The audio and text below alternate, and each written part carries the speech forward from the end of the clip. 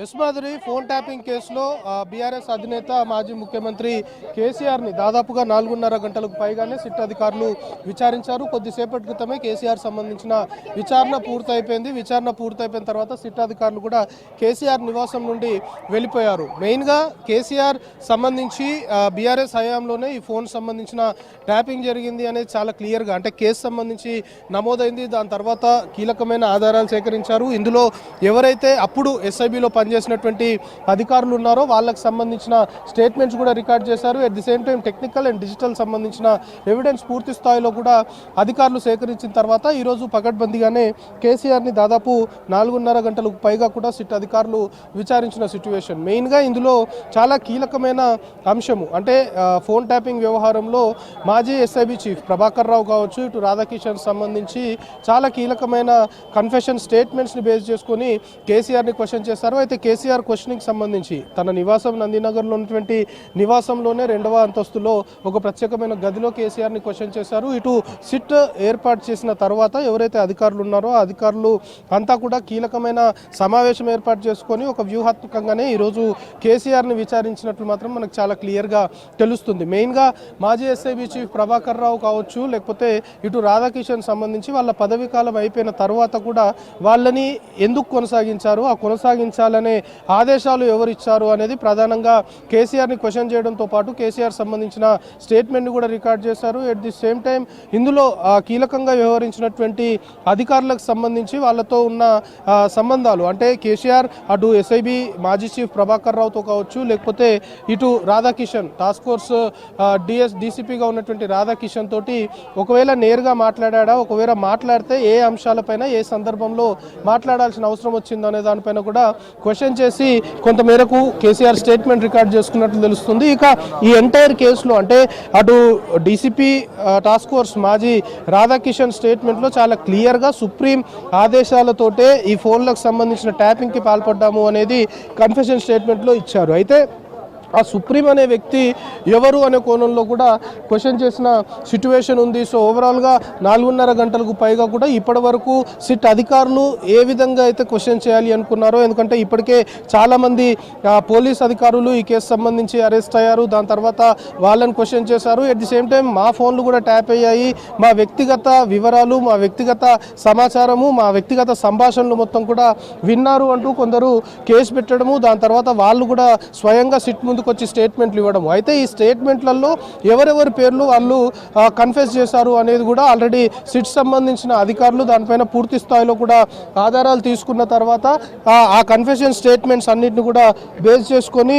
ఇటు కేసీఆర్ సంబంధించిన క్వశ్చనింగ్ జరిగింది. సో సుదీర్ఘంగా క్వశ్చన్ చేశారు. దాదాపు 4.5 hours క్వశ్చన్ చేసిన తర్వాత కేసీఆర్ స్టేట్మెంట్ని కూడా సిట్ సంబంధించిన అధికారులు రికార్డ్ చేసుకున్న సిచ్యువేషన్. ప్రస్తుతం మనం కేసీఆర్ నివాసం వద్ద విజువల్ చూస్తున్నాము. ఇప్పటికే సిట్ సంబంధించిన అధికారులు తమ వెంట తెచ్చుకున్నటువంటి ఆధారాలు, అంటే ఈ కేసు సంబంధించి ఇన్వెస్టిగేట్ చేస్తున్నప్పుడు గ్రౌండ్ లెవెల్లో సిట్ అధికారులు ఏదైతే ఎవిడెన్స్ గ్యాదర్ చేశారో ఆ ఎవిడెన్స్ మొత్తం కూడా కేసీఆర్ ముందు నుంచి విచారించారు. ఎవిడెన్స్లో భాగంగా అంటే టెక్నికల్ ఎవిడెన్స్, మెయిన్గా ఈ ఫోన్ ట్యాపింగ్ వ్యవహారంలో ఆ ఫోన్ నెంబర్లకు సంబంధించి కావచ్చు, లేకపోతే పోలీస్ అధికారులు ఎవరైతే ఇందులో ఇన్వాల్వ్ అయ్యారో వాళ్ళతోని సంభాషణ చేసినటువంటి కొన్ని కీలకమైన ఆధారాలన్నింటినీ కూడా కేసీఆర్ ముందుంచి విచారించిన సిచ్యువేషన్. సో ఏదైతే ఆధారాలన్నింటినీ కూడా తీసుకొచ్చిన సిట్ అధికారులు కొద్దిసేపటి క్రితమే కేసీఆర్ నివాసం నుండి వెనుతిరిగారు. సో వాళ్ళ వద్ద ఉన్న ఏదైతే ఆధారాలు అనుకోవచ్చు, లేకపోతే ప్రస్తుతం కేసీఆర్ సంబంధించి విచారణ మొత్తం కూడా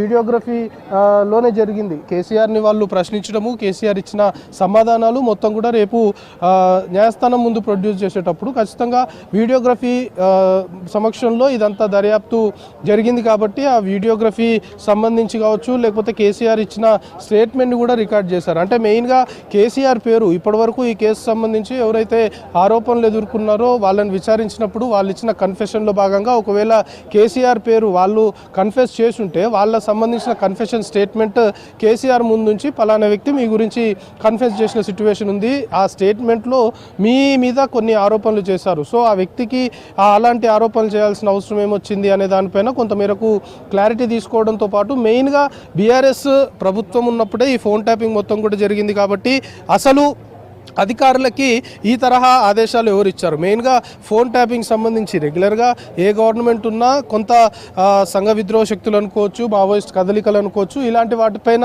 కొంత మేరకు ముందస్తు సమాచారం కోసం ఇంటెలిజెన్స్ ఫోన్స్ అనేవి ట్యాప్ చేస్తుంటారు. అది కూడా ఎవరైతే కాస్త ఇలీగల్గా పనిచేస్తుంటారో, సంఘ విద్రోహ శక్తులు ఉంటారో వాళ్ళకి సంబంధించిన ఫోన్లు మాత్రం ట్యాప్ చేస్తుంటారు. సో దానికి కూడా వాళ్ళ నెంబర్లు రివ్యూ కమిటీకి పంపిన తర్వాత రివ్యూ కమిటీ ఓకే అన్న తర్వాతనే ఫోన్లు ట్యాప్ చేయాల్సిన సందర్భం ఉంటుంది. కానీ ఈ విధంగా అప్పుడు ప్రతిపక్షంలో ఉన్నటువంటి ప్రస్తుతం అధికారంలో ఉన్నటువంటి కాంగ్రెస్ పార్టీకి సంబంధించిన నేతలు, ముఖ్యంగా సీఎం రేవంత్ రెడ్డితో పాటు అతని కుటుంబ సభ్యులు, అట్ ది సేమ్ టైం ఇతరేతర కాంగ్రెస్ పార్టీలో లీడర్లు అని చెప్పుకునే వాళ్ళందరి ఫోన్లు కూడా ట్యాప్ చేసిన సిచ్యువేషన్. సో ఇంత యథేచ్ఛగా ట్యాపింగ్కి పాల్పడాలి అని అధికారులకి మీరేమైనా ఆదేశాలు ఇచ్చారా? ఎందుకంటే మీరు అధికారంలో ఉన్నారు, ఖచ్చితంగా ఎస్ఐబి ఇంటెలిజెన్స్ ఒకవైపు పనిచేస్తున్నప్పటికి కూడా ఖచ్చితంగా ప్రభుత్వం నోటీసులో ఉండే కొన్ని జరుగుతాయి. కాబట్టి ఇంత పెద్ద ఎత్తున దాదాపు 600 ఫోన్లు ట్యాప్ అయ్యాయి అంటే మీ నోటీసులో లేకుండానే ఇదంతా జరిగిందా, లేక ఎవరి ఆదేశాల మేరకు అధికారులు ఇంత విచ్చలవిడిగా ఇంత యథేచ్ఛగా బీఆర్ఎస్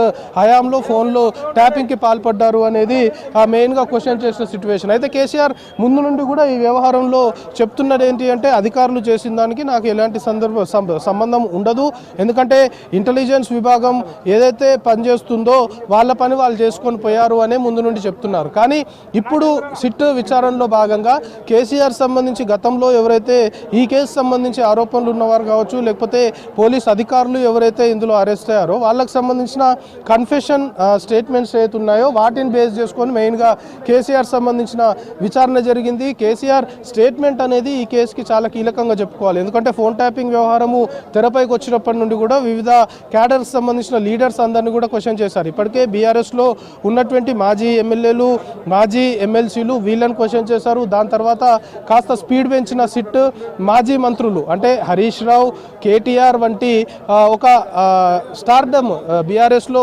చెప్పుకోదగ్గ లీడర్లు, ఫ్యాన్ ఫాలోయింగ్ ఉన్న లీడర్లు, మాజీ మంత్రులని విచారించింది. దాని తర్వాత కేసీఆర్కి షాడోగా చెప్పుకునే సంతోష్ కుమార్, ఎందుకంటే కేసీఆర్ ఏది చేయాలి అనుకున్నా సంతోష్ కుమార్కి చెప్పేవాడు. సంతోష్ కుమారే ఎవరికైనా అధికారికి ఫోన్ చేయాలన్నా సంతోష్ కుమారే చేసేవాడు. ఒక షాడో కేసీఆర్కి షాడోగా సంతోష్ కుమార్ వ్యవహరిస్తున్నాడు అనేది చాలా వరకు ఆరోపణలు ఉన్నాయి. సో సంతోష్ కుమార్ని కూడా విచారణకు పిలిచారు. దాదాపు 7:30 గంటలకు పైగా కూడా సంతోష్ని విచారించిన సిచ్యువేషన్. అయితే సంతోష్ స్టేట్మెంట్ కావచ్చు, ఇటు కేటీఆర్, హరీష్ రావు వీళ్ళ స్టేట్మెంట్స్ని బేస్ చేసుకొని వాళ్ళ స్టేట్మెంట్స్ కూడా రికార్డ్ చేశారు. వాళ్ళ స్టేట్మెంట్స్ సంబంధించిన ఎవిడెన్స్ కూడా సిట్ అధికారులు గ్యాదర్ చేశారు. సో వాటన్నిటిని బేస్ చేసుకొని కూడా ఈరోజు కేసీఆర్ సంబంధించిన విచారణ జరిగింది. ఈ ఎంటైర్ ఫోన్ ట్యాపింగ్ వ్యవహారం ఎప్పుడైతే తెరపైకి వచ్చిందో, పంజాగుట్ట పోలీస్ స్టేషన్లో ఈ కేసు నమోదైన తర్వాత చాలా పరిణామాలు మారినాయి.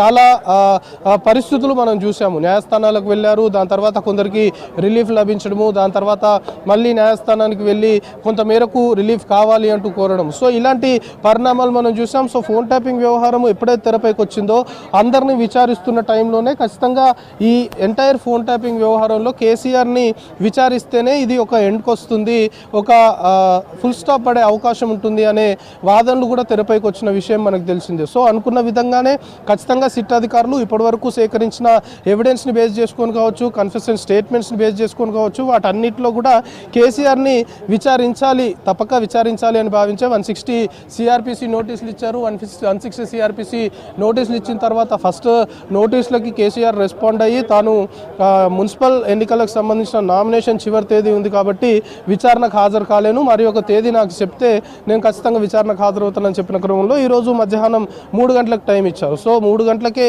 సిట్ అధికారులు కేసీఆర్ నివాసానికి చేరుకున్నారు. సో ప్రస్తుతం కేసీఆర్ నివాసం వద్ద ఒక విధంగా కేసీఆర్ మరి కాసేపట్లోనే నివాసం నుండి బయలుదేరి బీఆర్ఎస్ భవన్ చేరుకున్నట్లు మనకు తెలుస్తుంది. బీఆర్ఎస్ భవన్కి వచ్చిన తర్వాత ఇప్పటికే బీఆర్ఎస్ భవన్ వద్ద కూడా పెద్ద ఎత్తున కార్యకర్తలంతా కూడా చేరుకొనున్నారు. ఈరోజు ఉదయం నుండి కేసీఆర్ విచారణ దృష్టిలో పెట్టుకొని వివిధ జిల్లాల నుండి కూడా పెద్ద ఎత్తున బీఆర్ఎస్ సంబంధించిన కార్యకర్తల్ని సమీకరించిన సిచ్యువేషన్. సో ప్రస్తుతం బీఆర్ఎస్ భవన్ వెళ్ళిన తర్వాత అక్కడ నుండి ఎర్రవెల్లి ఫామ్ హౌస్కి కేసీఆర్ వెళ్ళనున్నారు. చేశారు. సో ఇప్పుడే కేసీఆర్ నివాసం వద్ద ఇంకా కట్టుదిట్టమైన భద్రతని ఇంకా చేస్తున్న సిచ్యువేషన్ ఉంది. ఎందుకంటే ఈ టైంలో కొంత మేరకు లా అండ్ ఆర్డర్కి ఇబ్బందులు ఏర్పడే అవకాశం ఉంటుంది. కాబట్టి ఇప్పటికే చాలామంది కేసీఆర్ నివాసం వద్దకి అంటే ఈ బ్యారిగేడ్స్ అయితే ఏర్పాటు చేశారో వీటిని దాటుకొని వెళ్ళే ప్రయత్నం చేస్తున్న క్రమంలో పోలీసులు వాళ్ళని అడ్డగించి పంపించిన సిచ్యువేషన్. సో ఇప్పటికైతే కేసీఆర్ సంబంధించిన ఒక్క వెహికల్ మాత్రమే నందినగర్లోని కేసీఆర్ నివాసంలో అలౌ చేశారు. మార్నింగ్ కేసీఆర్ కాన్వాయ్ వచ్చినప్పటికి కూడా ఇప్పుడు మనం ఏదైతే బ్యారిగేడ్ చూస్తున్నామో ఇక్కడనే మిగతా కేసీఆర్ ఉన్న వెహికల్ తప్పితే మిగతా వెహికల్స్ అన్నిటిని కూడా ఇక్కడే ఆపివేస్తారు. మనం చూస్తున్నాం మాజీ మంత్రి శ్రీనివాస్ గౌడ్ ఇతరేతర బీఆర్ఎస్ సంబంధించిన నేతలంతా కూడా నందినగర్ కేసీఆర్ నివాసానికి చేరుకున్నారు. సో ప్రస్తుతం వాళ్ళు లోపలికి వెళ్తున్నారు. ఎందుకంటే సుదీర్ఘంగా 4.5 గంటల పాటు కూడా కేసీఆర్ని సిట్ అధికారులు విచారించారు. సిట్ అధికారులు ఉన్నంతసేపు కూడా ఎవరిని లోపలికి అనుమతించని సిచ్యువేషన్ మనం చూసాం. సో ఇప్పుడిప్పుడే బీఆర్ఎస్ సంబంధించిన ఇటు మాజీ మంత్రి శ్రీనివాస్ గౌడ్ కేసీఆర్ నివాసానికి చేరుకున్నారు. మనకు అందుతున్న ఇన్ఫర్మేషన్ని బట్టి మరికొంతమంది బీఆర్ఎస్ సంబంధించిన ముఖ్య నేతలు కూడా కేసీఆర్ నివాసానికి వచ్చే అవకాశం ఉంది అనేది మనకి కొంతమేరకు ఇన్ఫర్మేషన్ అందుతుంది. అయితే ఈరోజు ఉదయం ప్రస్తుతం మనం ఏదైతే బ్యారిగేడ్ చూస్తున్నామో ఈ బ్యారిగేడ్స్ వద్దనే కేసీఆర్ సంబంధించిన ఎంటైర్ కాన్వాయ్ని ఆపేశారు. కేవలం కేసీఆర్ ట్రావెల్ చేస్తున్న ఒక వెహికల్ని మాత్రమే లోపలికి అనుమతి ఇచ్చారు. ఇప్పుడు కూడా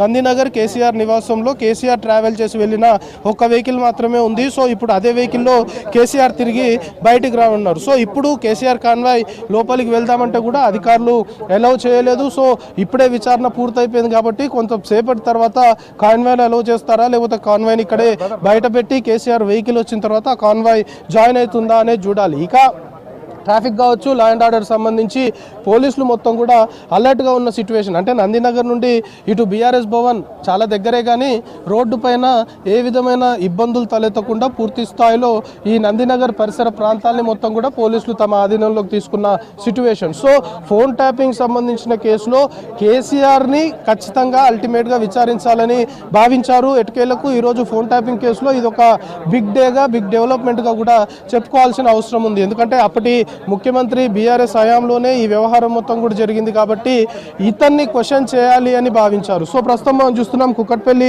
ఎమ్మెల్యే మాధవరం కృష్ణారావు కూడా కేసీఆర్ నివాసానికి చేరుకున్నారు. సో ఒక్కొక్కరిగా బీఆర్ఎస్ సంబంధించిన నేతలంతా కూడా కేసీఆర్ నివాసానికి చేరుకుంటున్న సిచ్యువేషన్. అయితే ఒకవైపు కార్యకర్తలు ఇతర జిల్లాల నుండి వచ్చిన నేతలంతా కూడా బీఆర్ఎస్ భవన్ వద్దే ఉన్నారు. కేసీఆర్ బీఆర్ఎస్ భవన్ చేరుకుంటారు అనేది ఆల్రెడీ ఒక ఇన్ఫర్మేషన్ బీఆర్ఎస్ వర్గాల నుండి పాస్ అయింది కాబట్టి అందరూ కూడా బీఆర్ఎస్ భవన్ వద్దనే ఉన్న సిచ్యువేషన్. సో ప్రస్తుతం మనం చూస్తున్నాం పెద్ద ఎత్తున పోలీసులు భద్రతను మాత్రం కట్టుదిట్టం చేసిన సిచ్యువేషన్. సో మరి కాసేపట్లోనే కేసీఆర్ నివాసం నుండి ఇక్కడ నుండి స్టార్ట్ అయిన తర్వాత బీఆర్ఎస్ భవన్ వెళ్తున్నట్లు సమాచారం అందుతుంది. ఓవరాల్గా 4.5 గంటలకు పైగా కూడా ముఖ్యమంత్రి కేసీఆర్ సంబంధించిన సిట్ విచారణ కొనసాగింది. కేసీఆర్ స్టేట్మెంట్ కూడా సిట్ అధికారులు రికార్డు చేసుకొని కేసీఆర్ నివాసం నుండి వెళ్ళిపోయిన సిచ్యువేషన్.